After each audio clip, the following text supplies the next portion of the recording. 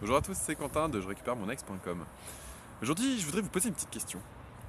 Est-ce qu'il vous arrive de penser que votre ex est la pire personne au monde? Et est-ce qu'il vous arrive aussi, voire à la place, de penser que votre ex est la perle de l'univers? Que jamais vous ne rencontrerez une personne comme ça à nouveau? Est-ce que votre ex est la pire personne au monde pour vous, ou est-ce que votre ex c'est la perle rare, votre âme sœur?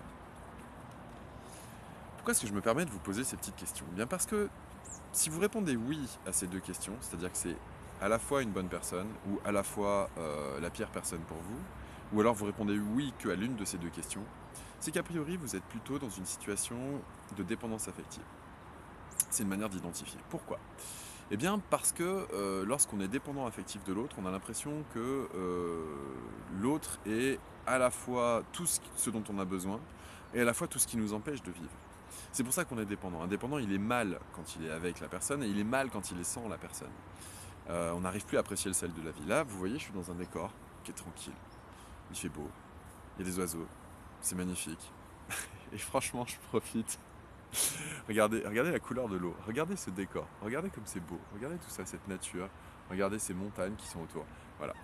Si jamais vous identifiez dans ce genre de situation et que vous dites que vous n'arrivez pas à apprécier ce genre de moment, si ça ne vous donne pas le sourire, ça ne vous fait pas plaisir de sentir le soleil sur votre peau, si vous n'arrivez pas à vous ouvrir au chant des oiseaux ou à profiter de la couleur de l'eau, peut-être qu'il vous manque quelque chose au niveau du sel de votre vie, au niveau du plaisir de l'existence. Et à ce moment-là, si vous pensez sans arrêt préoccupé par votre ex, par votre situation, eh bien, c'est peut-être que vous êtes en effet dans une situation de dépendance affective, c'est-à-dire que affectivement, tout ce que vous vivez dépend du regard de votre ex. Si jamais c'est le cas, eh bien, je vous invite à considérer les choses suivantes, de la façon suivante. Dans la dépendance affective, il y a deux rôles, principalement. Il y a celui qui est dépendant affectif, c'est-à-dire celui qui va courir après l'autre, qui a l'impression que sa vie n'a pas de saveur sans l'autre. Et il y a celui qui va rejeter l'autre.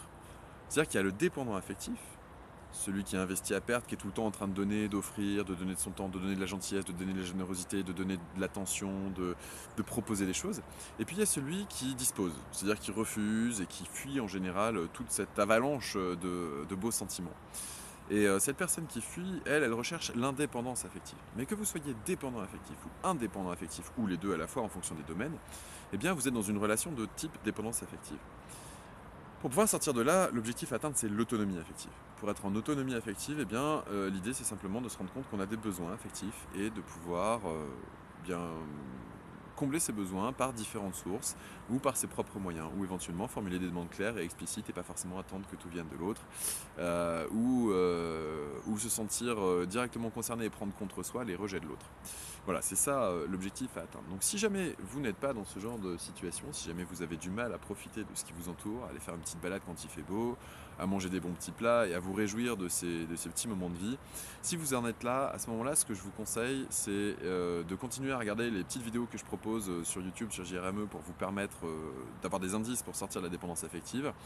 Et si ça ne suffit pas, à ce moment-là, je vous propose de vous suivre en coaching personnalisé, si vous pensez que votre situation le nécessite, si vous pensez que c'est vraiment quelque chose de particulier, d'unique. À ce moment-là, je m'adapterai sans problème à votre situation. Et puis, sinon, si vous êtes dans une recherche d'autonomie déjà, mais que vous sentez que vous n'y arriverez pas par vous-même, je vous propose aussi de regarder dans les formations. Les 21 jours de coaching que je vous propose, alors c'est 21 jours c'est une formation en fait, c'est pas du coaching en direct, c'est pas du coaching en live, mais tous les jours, vous allez recevoir un audio de 15-20 minutes qui va vous permettre de réfléchir à votre situation pendant 21 jours pour sortir définitivement de la dépendance affective.